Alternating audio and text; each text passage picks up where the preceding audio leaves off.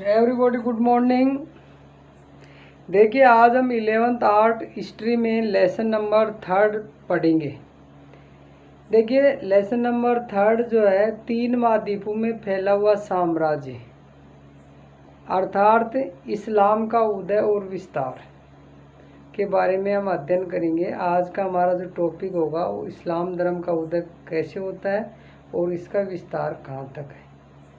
देखिए 570 से 1200 ईस्वी तक इस्लाम धर्म का उदय और विस्तार फला फूला है। इसकी जानकारी हमें अनेक प्रकार के स्रोतों और माध्यमों से प्राप्त होती है। अर्ध ऐतिहासिक काम है, जैसे जीवनी है, पैगंबर साहब के कहानी और कर्मों के रिकॉर्ड हैं, कुरान पर टिप्पणियां हैं, ईसाई इतिहास है, पुस्तकें हैं, लिखित साक्ष्य, यात्रा वृत्तांत, भौगोलिक परिदृश्य। यानी यात्रा का मतलब बहुत सारे लोग यहाँ आए हैं और अपनी यात्राएं की हैं। भ्रमण करने के बाद उन्होंने जो कुछ पाया उसके बारे में लिखा है। तो देखिए इस्लाम का उदय आज का लेसन है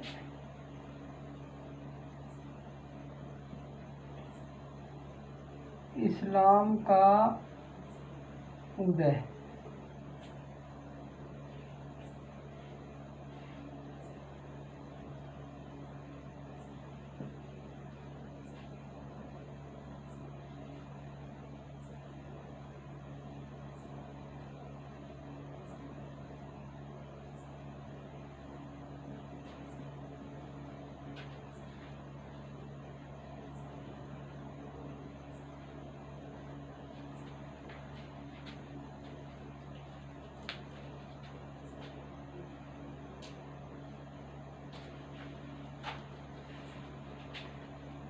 देखिए इस्लाम का उदय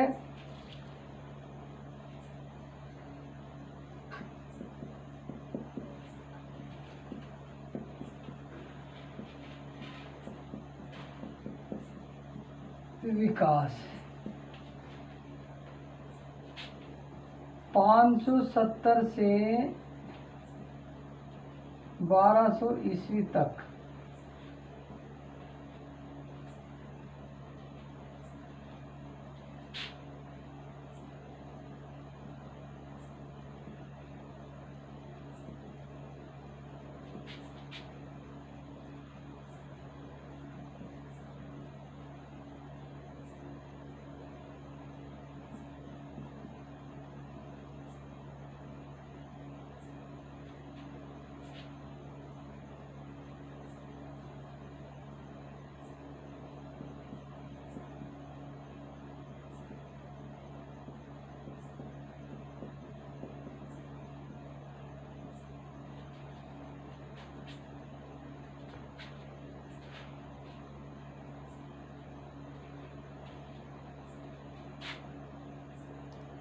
देखिए इस्लाम का उदय सबसे पहले हम अरब में इस्लाम का उदय पढ़ते हैं। अरब जो देश है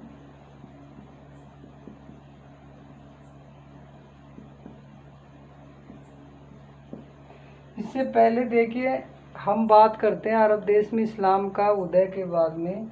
देखिए मोहम्मद पैगंबर मोहम्मद साहब की बात करते हैं। देखिए पैगंबर मोहम्मद साहब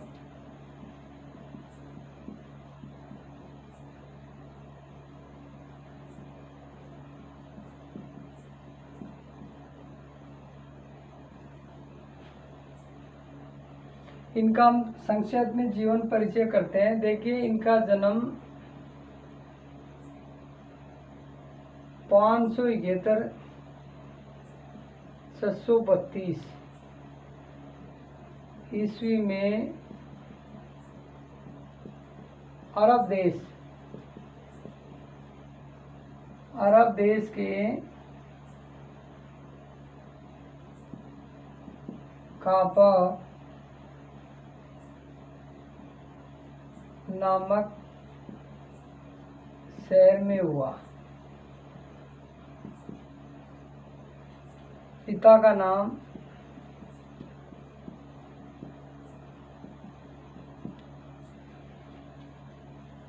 हजरत अब्दुल्ला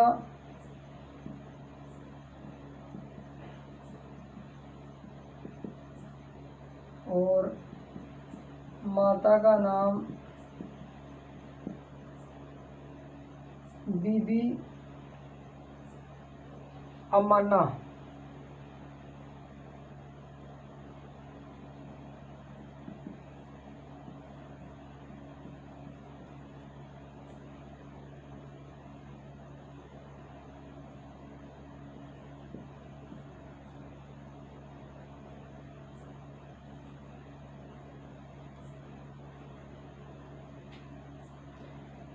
पैगंबर मोहम्मद साहब ने जो है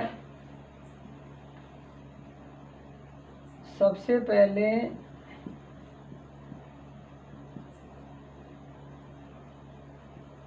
अपने कुटुंब कबीले को संदेश दिया कि भगवान एक है, एक ही रूप में पूजा करें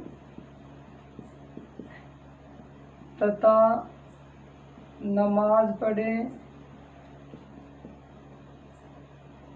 और इस्लाम धर्म को ही माने। ये जो है इन्होंने सबसे पहले इस बात का जोर दिया। इन्होंने जो है पैगंबर मोहम्मद साहब ने इस्लाम धर्म को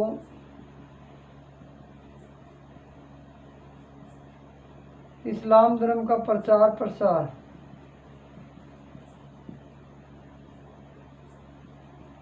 किया।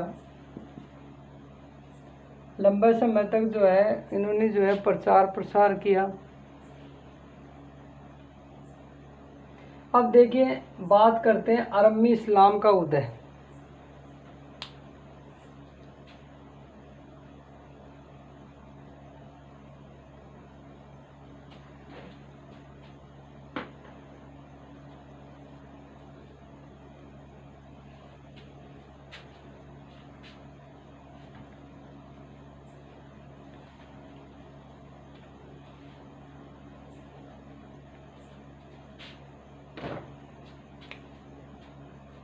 अरब में इस्लाम का जो उदय है पैगंबर मोहम्मद पहले अरबियों को सबसे पहले जो है अरब वासियों को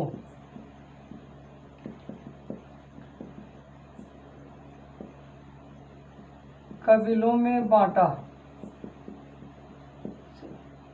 उन्होंने। कबीला जो है एक जनजाति थी।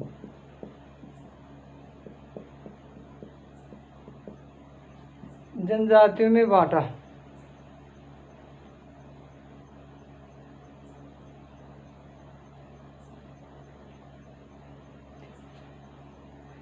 कबीला का एक प्रमुख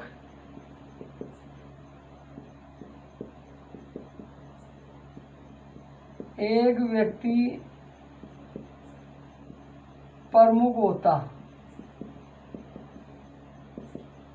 उस व्यक्ति को जो है प्रमुख बनाते थे जिसमें साहस होता था, अच्छा ज्ञान होता था, उदारता होती थी। उस व्यक्ति को जो उसका व्यक्तित्व अच्छा होता था उस व्यक्ति को जो है परिवार का मुखिया या प्रमुख बनाते थे। प्रत्येक जनजाति का अपना एक देवी या देवता होता था और प्रत्येक कबीला जनजाति अपना देवता देवियाँ और पूजा के मंदिर होते थे। ये प्रारंभिक स्टेज की बात है। देखिए फिर वो लोग जो है कैसे इस्लाम को ग्रहण करते हैं। कैसे जो है पैगंबर मोहम्मद साहब जो है इनको इस्लामी बनाते हैं। देखिए, एक स्थान है, पवित्र स्थान जिसको इस्लाम में मानते हैं, वो है मक्का मदीना के नाम से। मक्का की बात करते हैं। ये जो इस शहर में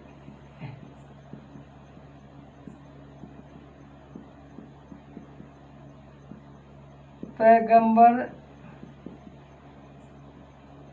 मोहम्मद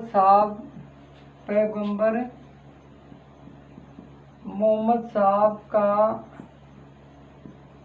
प्रमुख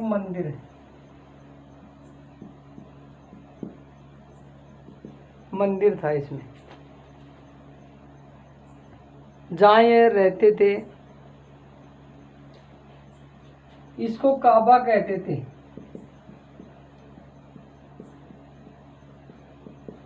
देखिए, काबा अपने राजस्थान में करणी माता के मंदिर में जो सफ़ेद चूहे होते हैं उनको भी काबा कहा जाता है। अब ये जो मंदिर हुआ करते थे उसको काबा कहते थे और यहाँ मूर्तियाँ रखी जाती थी, तथा इस पर नियंत्रण किसका होता था? पैगंबर मोहम्मद साहब का। मक्का के बाहर की जो जनजातियों ने काबा को पवित्र माना और वहाँ अपनी मूर्तियाँ, वार्षिक तीर्थ यात्रा आदि करने लगे। बाहर के क्या हो गए, यहाँ से बाहर से तीर्थ यात्री आने लगे और वो इस स्थान को पवित्र मानने लगे।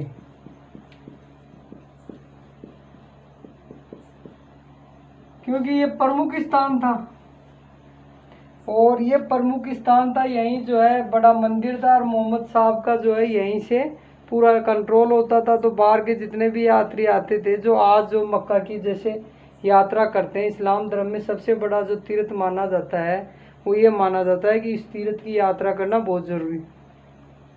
मक्का जो था वो देखिए यमन और सीरिया के बीच एक प्रारंभिक स्टेज में बात करें तो मक्का देखो एक व्यापारिक केंद्र था।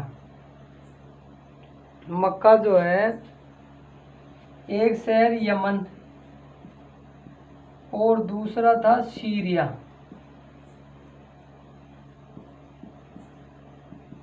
दोनों के बीच व्यापारिक केंद्र था।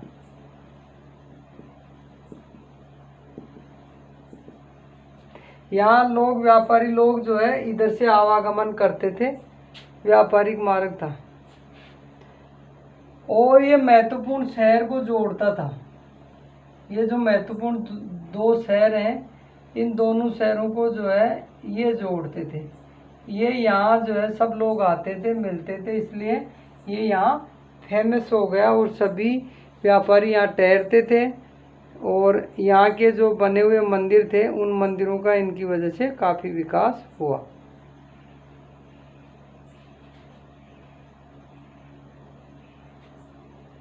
देखिए, इसके बाद हम चर्चा करते हैं पैगंबर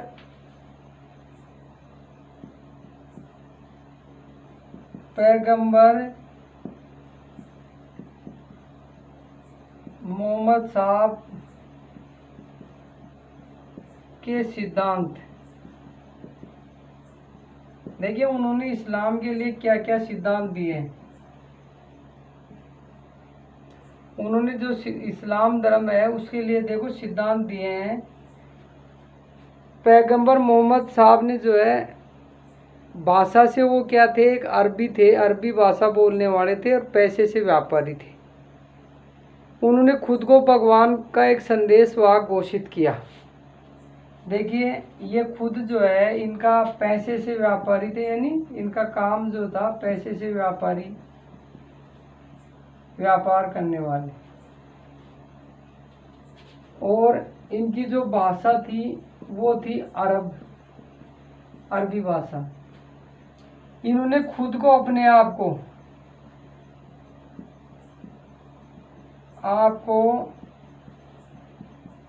भगवान माना,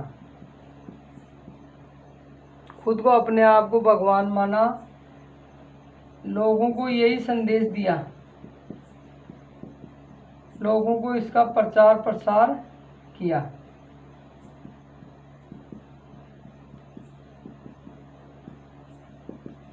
काफ़ी जो है इसका प्रचार प्रसार किया लोगों को, और उन्होंने जो है यही संदेश दिया कि मात्र मैं खुद ही जो है भगवान का संदेशवाहक हूँ, और अकेले अल्लाह की पूजा करनी चाहिए और किसी देवी देवता की पूजा नहीं करनी चाहिए, क्योंकि केवल एक अल्लाह ही है, वो ही भगवान है। उन्होंने उपदेश दिया कि पूजा साधारण अनुष्ठान शामिल होना चाहिए, जैसे दैनिक प्रार्थनाएं हैं, नैतिक सिद्धांत का पालन करना चाहिए, जैसे चोरी नहीं करना चाहिए, अन्य किसी दूसरे व्यक्ति को कष्ट नहीं पहुंचाना चाहिए, दान वितरित करना चाहिए। उन्होंने विश्वासों के एक समुदाय को खोजने का प्रचार किया, और उनके अनुयायी जो है इस सिद्धांत पर जो लोग चले वो क्या कहलाए, मुसलमान कहलाए। उन्होंने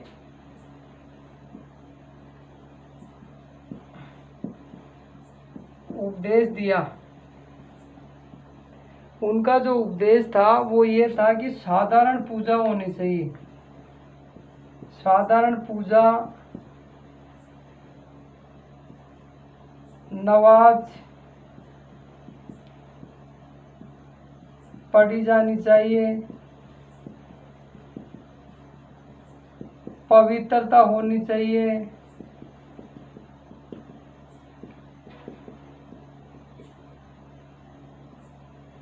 पवित्रता होनी चाहिए, नैतिक सिद्धांतों को मानना चाहिए।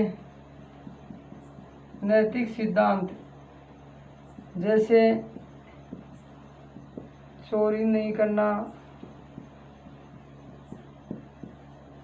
किसी को कष्ट नहीं पहुंचाना,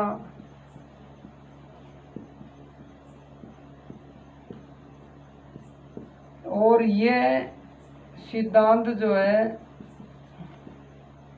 को अपनाने वाले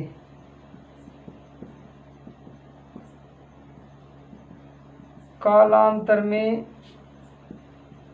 मुसलमान कहलाए। इस प्रकार से जो है इस्लाम धर्म का प्रारंभिक स्टेज में उदय हुआ। बाकी हम अगले कंटेंट में करेंगे। धन्यवाद।